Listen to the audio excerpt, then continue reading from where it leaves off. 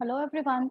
In this video, I'll be talking about the process of e-signing a form by a patient and then by a care team member. So first I'll talk about the patient e-signature process. It starts off by generating a verification code, which the patient would receive on his registered email address. So we see the admin tab over here. The first option says generate verification code. Clicking on this would send out the verification code to the patient's registered email address. The signature then can be captured and registered using this capture signature button over here. So this opens up a verification prompt where the patient would have to enter the PIN that he receives on his registered email address. So just give me a moment. I'll just fill in the PIN here. Clicking on validate will open up the signature prompt. So basically the patient has to draw the signature on the signature pad and it will register the signature in the system for all further usages. We will just mark a P for a patient here to distinguish between the different signatures that we'll be seeing in this video. Click on save. It will store the signature in the system. Similarly, for a care team member to sign a form, it can be stored in the system using the user settings option. So for this, we need to store the signature on the user settings screen. So we can click on the user settings option from the drop-down list here. It will take you to the user settings screen, which has multiple setting related options.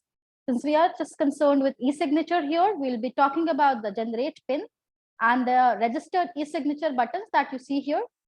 To store the signature in the system, the care team member has to first generate his own PIN. So clicking on the generate PIN button, he'll receive the PIN on his registered email address.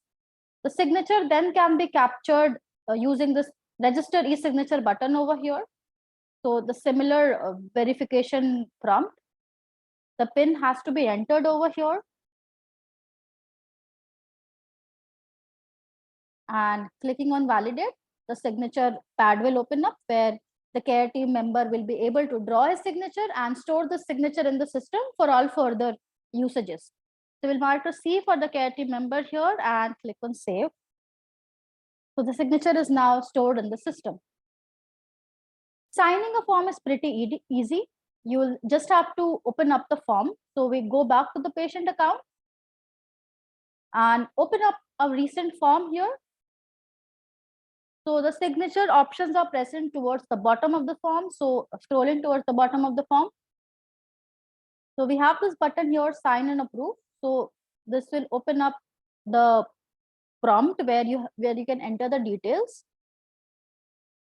And the verification code, the patient verification code, because the first level of approval here is designated to be completed by the patient. So we enter the patient's verification code and click on verify.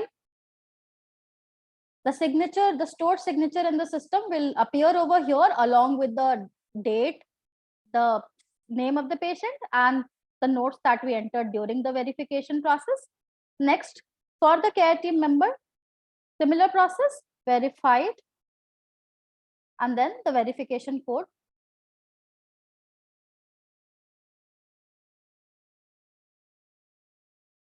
And click on verify. Again, the signature will open up over here with the date, the name, and the notes. So that is all about the e-signature process. Thank you for watching.